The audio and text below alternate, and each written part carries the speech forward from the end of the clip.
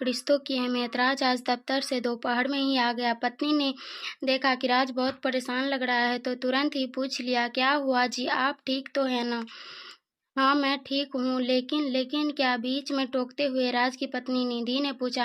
राज के माथे पर चिंता की लकीरें दौड़ रही थी और उन्हें लकीरों पर पसीने की बूंदें ऐसे तैर रही थी मानो कुछ लिखकर बयां करना चाहती हो। आप कुछ बोलते हो नहीं? निधि ने एक बार फिर से पूछा, लेकिन राज अभी भी जवाब देने की हालत में नहीं लग रहा था।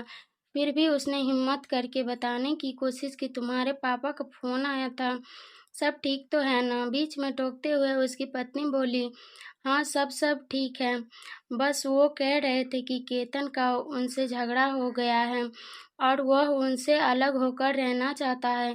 केतन का तो दिमाग खराब हो गया है, अभी शादी को 4 दिन भी न हुए और माँ बाप से अलग होने की बात कर रहा है। गुस्से में निधि बोली। उसे शांत करने के लिए राज ने उसे समझाने की कोशिश की, हो सकता है केतन सही हो, तुम्हारे माता पिता ने ही कुछ गलत किया हो। आप भी क्या बात कर रहे हैं? मैं बचपन से जानती हूँ अपने माँ बाप को, वो गलत नहीं हो सकते। जिन्होंने मुझे पाल पोस कर इतना बड़ा किया, क्या तुम्हें लगता है वो गलत हो सकते हैं? लेकिन हम इनमें क्या कर सकते हैं? मुझे अभी जाना है केतन के पास, उससे पूछूंगी मैं कि उसकी ऐसा करने की हिम्मत कैसे हुई, लेकिन क्या इस समय जाना सही होगा? ये सब मैं नहीं जानती, मुझे जाना है तो जाना है। बस इसी स्थिति में राज निधि को किसी भी तरह नहीं रोक सकता था, इसीलिए उसने उसके साथ जाना ही ठीक समझा। निधि और राज की शादी को 8 महीने हो चले थे। केतन निधि का भाई था, उसकी शादी को अभी 3 ही महीने हुए थे। निधि अपने मायके पहुंची, अभी राज कार से उतर ही रहा था। इतनी देर में तो निधि दरवाजे से घर के अंदर भी दाखिल हो गई। ड्राइंग रूम में निधि के पिता बैठे थे। निधि गुस्से में तिलमिलाई हुई उसके पास पहुंची और बोली, कहाँ है केतन? लगता है उसका दिमाग खराब हो गया है, उसकी इतनी हिम्मत कैसे हुई आपसे अलग रहने के ख्याल भी आया उसे?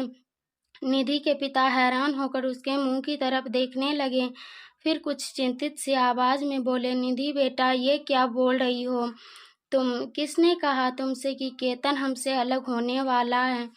इतनी देर में केतन की पत्नी किचन से निकलकर बाहर आई।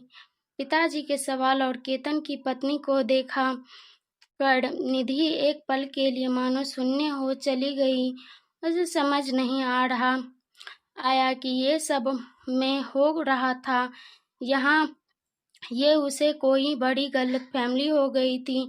तभी उसने देखा राज अभी तक वहां नहीं पहुंचा था, इसीलिए जैसे ही उसने घूमकर दरवाजे की तरफ देखा, उसने राज को वहां खड़ा पाया। इससे पहले कि वह कुछ पूछती, राज पहले ही बोल पड़ा, मैंने झूठ बोला था, लेकिन क्यों? अब तो निधि के साथ उसके पिता और केतन भी पत्नी की समझना चाहती थी कि आखिर हो क्या रहा है। इतनी देर में निधि की माँ भी अपने बेडरूम से निकलकर बाहर आ गई।